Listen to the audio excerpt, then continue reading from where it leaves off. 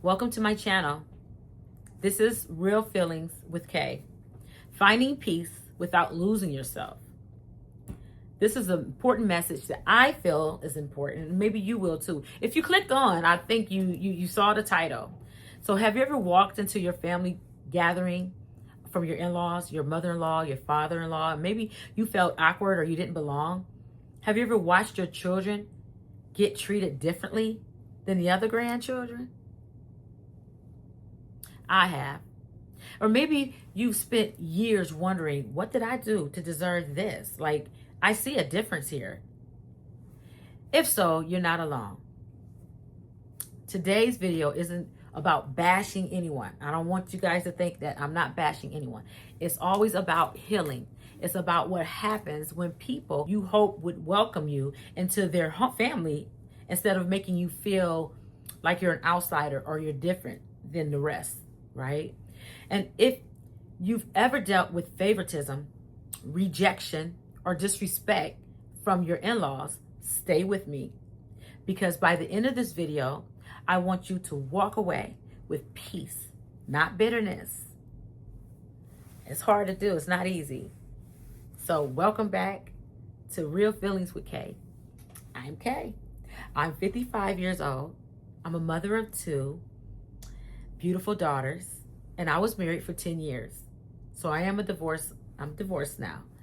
Like many of you, I've experienced the joy of marriage and the heartbreak that sometimes comes with the relationship. It just does. And it comes with the relationship that surrounds it as well, right? So today, I'm not sharing my story to point fingers. That's not what I'm doing. I'm sharing it because I know someone watching this video needs to hear that they're not alone, okay? One of the hardest things I've experienced wasn't just problems within my marriage. Not problems just within my marriage. It was feeling like my children and I never truly belonged. One of the things that hurt the most, I think, was watching favoritism. As a mom, as a mother, there is no pain quite like seeing your children be treated differently than the other children. Sometimes it was about gifts. It was about excitement shown for one grandchild versus the other, or not the other. The invitations, the phone calls, the hugs, the attention. Children notice those things. Actually, children notice those things before the adults. In all honesty, they may not be able to converse that with the parent, but they know. I remember asking myself, why aren't my children enough? Or just equal? Did I do something wrong? Is there something wrong with me? And maybe you've asked yourself these questions. And if you've ever experienced favoritism in your own family, let me know in the comments. I would love to hear your experience. You don't have to write a long paragraph. Just yes, no, a little bit. You don't have to share every detail. Just type, I understand. And we can all be on one accord with that. Let's remind each other that none of us are walking this journey alone. One lesson life has taught me is this: not everyone is capable of loving the way I love or the way certain people love, right? We know that. Everyone loves differently. Some families embrace people with open arms.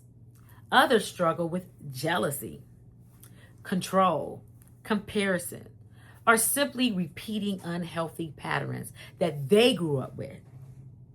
Oh, I got another story for that. Maybe that'd be tomorrow's subject. You can't force anyone or someone to become the person you hope they be. That's not what we're doing. But you can decide how much access they have to your peace. Whew. That realization, it changed my life. For years, I wanted answers. I wanted fairness. I wanted the acknowledgement. But healing didn't begin until I stopped expecting someone else to become or to become responsible for my happiness. The first step towards resolution is communication, right? If the relationship allows it, have an honest conversation with one another. Not during an argument, not through another family member. That's not the way to do it. You have to sit down with one another. Not on social media. Oh my goodness, I've seen family disputes on social media. That's not it.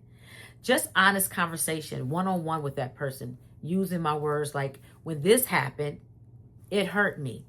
So now I'm expressing myself to the individuals, right? When my children were treated differently, it broke my heart, right? That's another way. Sometimes people truly don't realize how their actions affect others. They're so engulfed in their world, they don't pay it any attention. But sometimes they do know. So we're not going to give everybody that they're just naive. No. Which brings me to the second part of healing. Acceptance. Acceptance doesn't mean saying what happened was okay. That's not what I'm saying at all. I guess it means that you cannot control another person's choices.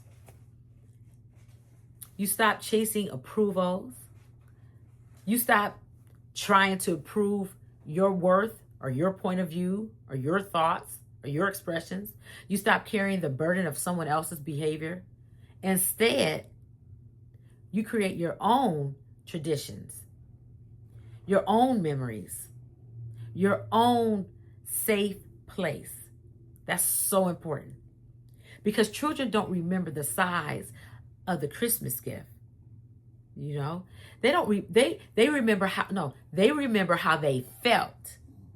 They remember how or who made them feel loved. Believe that. And as a parent or as parents, we have the opportunity to break unhealthy cycles. And another important lesson is boundaries. Boundaries. I used to think boundaries was like a little selfish, but now I understand they're necessary. They're necessary. Let me explain. If every visit leaves you emotionally exhausted, which that happened to me quite a few times during my marriage, it's okay to say no. If your children leave feeling rejected, it's okay to protect them. Boundaries aren't walls. They're doors. They're doors. You decide who enters your peace and how they enter it. That's your lane. I want to say something to every husband and wife that's watching. When you get married or when you become a teen, that doesn't mean turning against your family. It doesn't mean that. I'm not saying that you got to turn against your family. It means refusing to ignore your spouse's pain. Your spouse's pain, you end up with the residuals of that. You have to support each other. Listen to one another. Sometimes the strongest marriage are built because two people choose each other even during uncomfortable family situations. I've had quite a few of those experiences. Now, here's what I want every person watching to remember. Healing doesn't begin when other people apologize. Healing begins the day you stop allowing someone else's actions to define your joy. Forgiveness doesn't always mean reconciliation with the people who you had it out with. It doesn't always mean that. Sometimes forgiveness simply means I'm choosing peace over pain. I'm choosing healing over resentment. I'm choosing to stop carrying something that has become too heavy. And as a woman who's lived 55 years, as a mother, as someone who's been divorced after 10 years of marriage, well, I've learned this. Life is too short to spend it chasing people who refuse to love you well. Spend your time with those who celebrate you. Protect your children. Protect your peace. Protect your heart. Protect your space. Pray and lean on people who genuinely care about you. Seek counseling if you need it. I did. I don't think nothing's wrong with counseling. You need to seek counseling. There is strength in asking for help.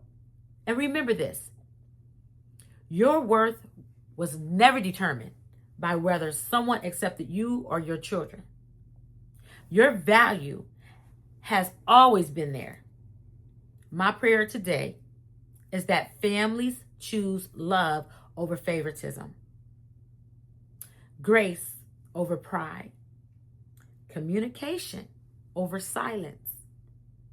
You have to be verbal with how you feel, and healing over hurt. If reconciliation is possible, I hope it happens. But if it doesn't, I hope you still find peace. Because peace is one of the greatest gifts you can give yourself.